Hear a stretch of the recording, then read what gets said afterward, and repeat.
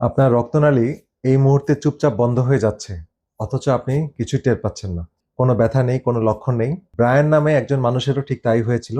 ৪৩ বছর বয়সে একদম সুস্থ ছিলেন, কিন্তু ভেতরে ভেতরে তার ধমনী ধীরে ধীরে বন্ধ হয়ে আসছিল। আর মাত্র ১৬ সপ্তাহে একটা নির্দিষ্ট খাবারের প্লেট অনুসরণ করার পর তার কার্ডিওলজিস্টও রিপোর্ট দেখে বুঝতেই পারছিলেন না যে কি হয়েছে। আজ আমি আপনাকে ঠিক সেই প্লেটটাই দেখাবো। আসসালামু আলাইকুম, আমি doctor এআরএন Jamil, functional and integrated medicine consultant. তো চলুন আজকের ভিডিওতে আমরা মূল কথাতে যাই, যেটা আমাদের হার্টের রক্তনালী পরিষ্কার রাখার জন্য কোন ধরনের খাবার প্লেটে সাজালে বা কোন ধরনের খাবার গ্রহণ করলে আমরা এই ধরনের হার্টের ব্লক বা নিরাপদ রক্তনালী পাবো। তো প্লেটে কি থাকে সেটা বলার আগে ১০ সেকেন্ডে বুঝে নেই রক্তনালী আসলে বন্ধ হয় কিভাবে। তো এটা বুঝলে আপনি প্রতিটা খাবার কেন কাজ করে সেটা পরিষ্কার হয়ে যাবে। আপনার আমার রক্তনালীর ভেতরের দেয়ালটা একটা পাইপের মতো। তো সুস্থ থাকলে এটা মসৃণ থাকে, রক্ত সহজে প্রবাহিত হয়।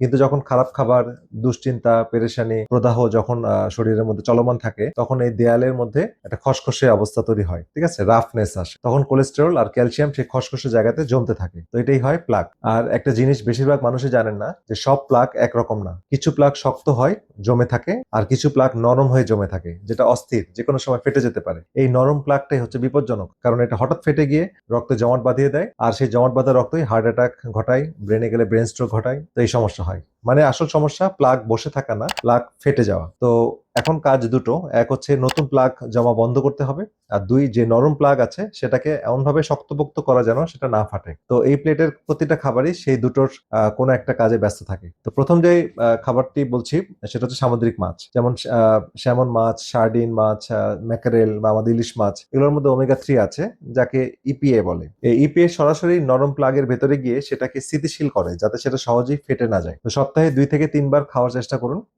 অনেক সময় আমরা ফিশ অয়েল বা কড লিভার অয়েল বা ক্রিল অয়েল এগুলো সাপ্লিমেন্ট হিসেবেও খেতে পারি। তো এখন একটু বিরতি নেই, সেটা হচ্ছে এই চ্যানেলে আমি ফ্যাটি লিভার, ইনসুলিন রেজিস্ট্যান্স, রক্তনালী পরিষ্কার রাখা এসব নিয়ে নিয়মিত কথা বলি। তো ভিডিওটা ভালো লাগলে একটা লাইক দিয়ে রাখুন, আর চ্যানেলটি সাবস্ক্রাইব করুন, যাতে পরের ভিডিওগুলো মিস না হয়। তো 2 নম্বর যে বিষয়টি বলছিলাম সেটা হচ্ছে সবুজ শাক পাতা, ঠিক আছে।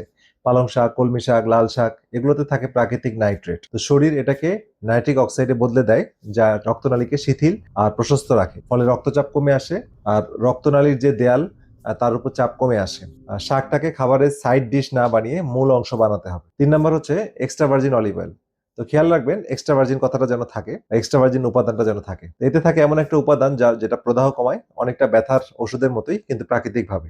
আর এই প্রদাহই হলো সব সমস্যার গোড়া। রান্নায় আর সালাদের ড্রেসিং এ এটা ব্যবহার করুন। 4 নম্বর হচ্ছে রঙিন ফল। তো বেরি জাতীয় ফল আর ডালিমের মধ্যে থাকে পলিফেনল। এগুলো শরীরের ভেতরে মরছে, মানে অক্সিডেটিভ স্ট্রেস কমায়। আসলে কোলেস্টেরল নিজে এত খারাপ না, খারাপ হলো ক্ষতিগ্রস্ত বা অক্সিডাইজড কোলেস্টেরল, যেটা দেয়ালে লেগে থাকে। পলিফেনল সেই ক্ষতি ঠেকায়। দেশি ফলের মধ্যে বেদানা, জাম, পেয়ারা এগুলো ভালো অপশন। 5 নম্বর হচ্ছে কাঁচা রসুন।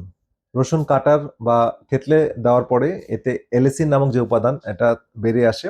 এটা প্রদাহ কমায়, রক্তকে পাতলা রাখে, যাতে এটা সহজে জমাট না বাঁধে, নতুন প্লাক জমতে বাধা দেয়। এখানে একটা টিপস বলে রাখি, রসুন কেটে বা থেতলে 5 মিনিট রেখে দিন, তারপর অলিভ অয়েলের সাথে মিশিয়ে কাঁচা খান। বেশি তাপ দিলে এটা নষ্ট হয়ে যাবে, অর্থাৎ জাল দেওয়ার দরকার নেই। থেতলে অলিভ অয়েল দিয়ে মিশিয়ে তারপর খাবেন। 6 নম্বর হচ্ছে গুঁড়ো তিসি বা ফ্লাক্সিড। হ্যাঁ, এটাই সেই উপাদান যেটা অনেক ডাক্তারকে অবাক করে দিয়েছে। এতে আছে দ্রবণীয় আঁশ, যা পেটে গিয়ে আঠালো জেলের মতো হয়ে অতিরিক্ত কোলেস্টেরল শরীর থেকে বের করে দেয়, একদম স্পঞ্জের মতো। তবে এটা একটা নিয়ম আছে, তিসি অবশ্যই গুঁড়ো করে খেতে হবে, আস্ত তিসি হজম না হয়ে বেরিয়ে যায়। দিনে 1 চা চামচ গুঁড়ো তিসি খাবারের উপর ছড়িয়ে ছিটিয়ে দিন।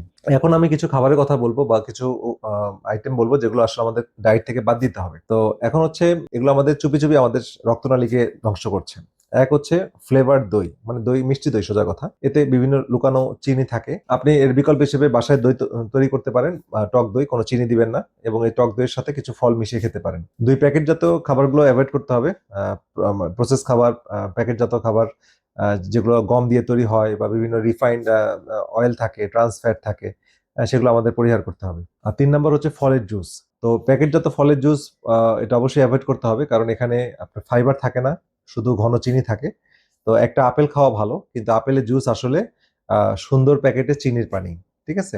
এটা থেকে সাবধান থাকতে হবে। তো এখন একটা সত্যি কথা বলছি, যে অনেকেই বলেন না, শুধু এই প্লেট খেয়ে সব ঠিক হয়ে যাবে না। এর সাথে সঠিক সময় ঘুমের প্রয়োজন, দুশ্চিন্তা মুক্ত জীবনযাপন করা প্রয়োজন, এবং হরমোনের ভারসাম্য রাখাটা খুবই গুরুত্বপূর্ণ। তো সব মিলিয়ে একটা সুন্দর পরিকল্পনা, সুন্দর ডিসিপ্লিন লাইফ লিড করতে হবে। তো এই খাবার হলো একটা ফাউন্ডেশনের মতো, পুরো বিল্ডিং না। কিন্তু ফাউন্ডেশন ঠিক না করলে পুরো বিল্ডিংটা কিন্তু দাঁড়াবে না, শক্ত থাকবে না। বিষয়টা এরকম। তো আজকে রাতের প্লেটটা সাজান আপনি এইভাবে: সামুদ্রিক মাছ, সবুজ শাকসবজি, অলিভ অয়েল আর কাঁচা রসুনের ড্রেসিং, পাশে কিছু ফল, আর উপরে ছড়িয়ে ছিটিয়ে দিন তিসি। ঠিক আছে? আপনার রক্তনালী কিন্তু থেমে নেই। প্রতিটি বেলার খাবার গ্রহণের পর সে হয়তো একটু ভালো হয় অথবা একটু খারাপ হয়, মাঝামাঝি বলে কিছু নেই। তো ভিডিওটি উপকারী মনে হলে এখনই একটা লাইক দিন, আর বন্ধু বা পরিবারে যাকে দরকার তাকে শেয়ার করুন। হতে পারে এই একটা শেয়ার তার জীবন বাঁচিয়ে দিতে পারে। আর এই চ্যানেলটি ফলো করে রাখুন। কমেন্টে লিখুন আমি শুরু করেছি, যাতে আমি বুঝি কে কে আজ থেকে নিজের যত্ন নিতে শুরু করেছেন। তো মনে রাখবেন, এই ভিডিওটা শুধু সচেতনতার জন্য।